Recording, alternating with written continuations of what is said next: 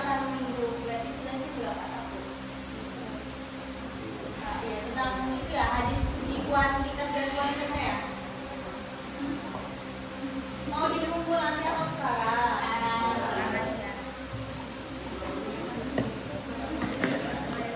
Nah, saya nanti nggak bisa sekarang.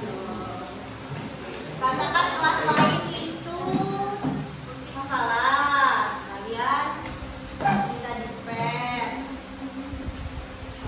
Ini kalian udah dapat satu nilai ya ulangan hariannya. Kita hari ini mengkilas balik. Ini pertemuan terakhir ya.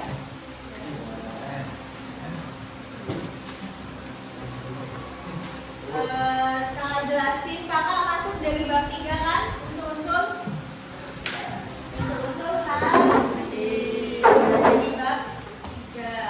Coba dibuka LKS-nya. Yang belum ngerjain sambil ngerjain boleh.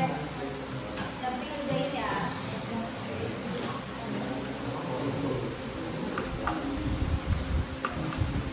Ada yang masih ingat unsur-unsur hadis ada berapa?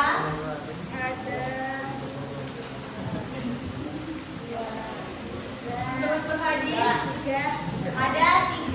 Yang pertama ada sanad atau rangkaian periwayatan. Yang kedua ada isi dari hadisnya. Yang ketiga ada rawi. Rawi ini yang mengumpulkan atau mengumpulkan hadis. Terus ada ilmu yang membahas tentang perawi atau dari ilmu yang membahas tentang perawi. Jadi di sana itu kan ada banyak ya tokoh-tokohnya, ada Abu Hurairah, ada Ibn Abi Thalib dan lain-lain. Itu ilmu yang membahas perawi dinamakan jalur. Dinamakan apa? Ya, ilmu yang membahas tentang perawi dinamakan ilmu jalur hadis. Terus ada fungsi hadis terhadap Al-Quran. Ada berapa fungsi hadis terhadap Al-Quran?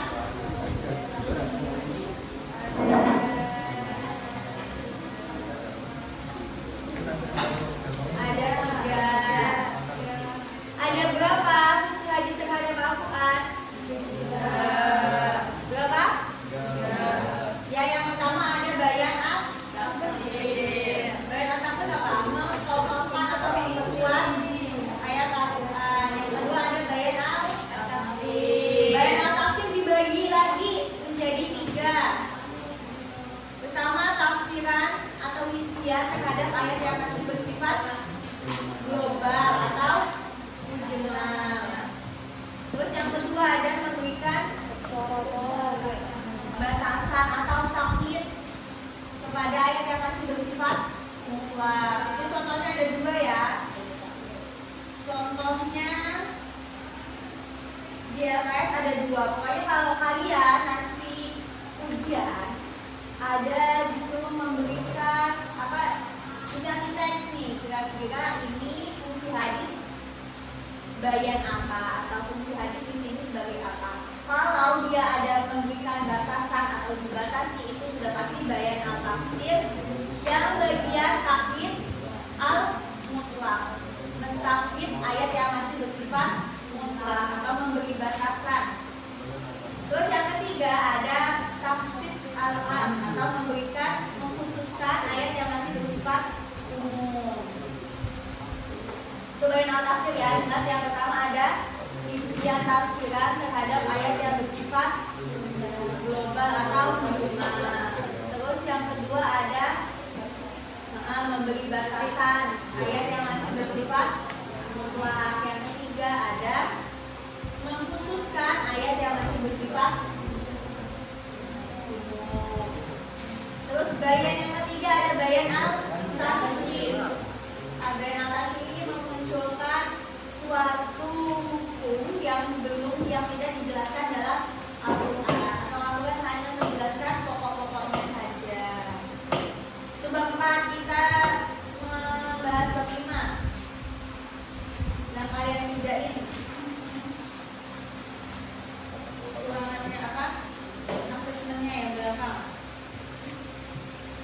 pembagian hadis dari segi kuantitas dan kualitasnya. Jadi kalian jangan itu udah kebayang hadis dari segi kuantitas dan kualitasnya. Ada bayangan nggak? Oh ternyata hadis kalau segi kuantitasnya ada apa aja, kalau hadis dari segi kualitasnya ada apa aja. Ada bayangan? Nggak ada? Jadi hadis itu dari segi kuantitas, yang namanya kuanti itu pasti berupa angka atau jumlah. Mau kalian pelajaran apapun, gak cuma di Quran hadis, itu kalau dia sudah berhubungan sama kuanti itu pasti angka atau jumlah. Hadis dari segi kuantitasnya, maka yang dilihat itu rangkaian riwayatan atau sanadnya dari perawinya, yang kayak contoh hadis an Abu Hurairah, an Ibnu Mas'ud, an Ali bin Abi Thalib, qala Rasulullah, itu namanya sanad kan.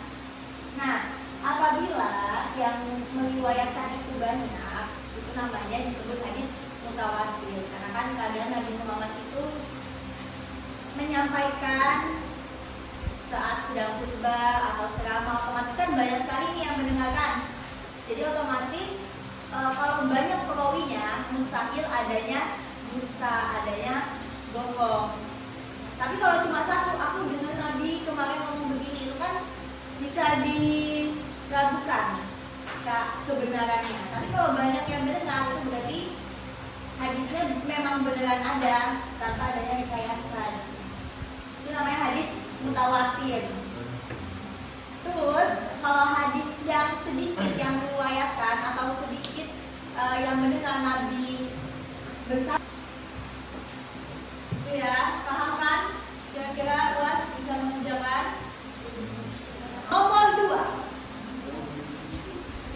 salah seorang sahabat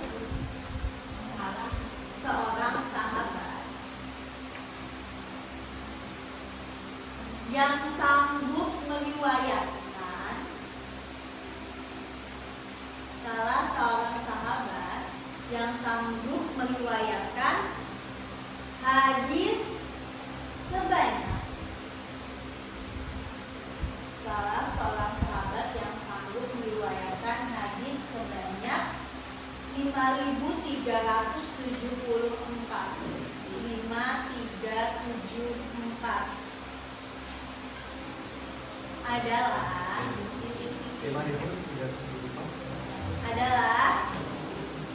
di bab 3. Siapakah sahabat yang meriwayatkan hadis sebanyak 5.374? Satu nama. Jawaban singkat. Apakah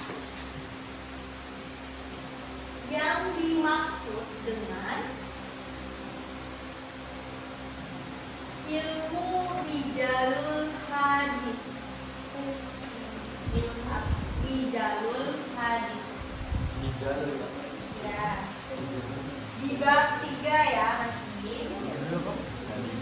Esai. Apakah yang dimaksud dengan ilmu rijalul hadis? Rijalul hadis. Di bab 3 ada. Kalau tadi kalian mendengarkan kata materi pasti langsung bisa. Ya.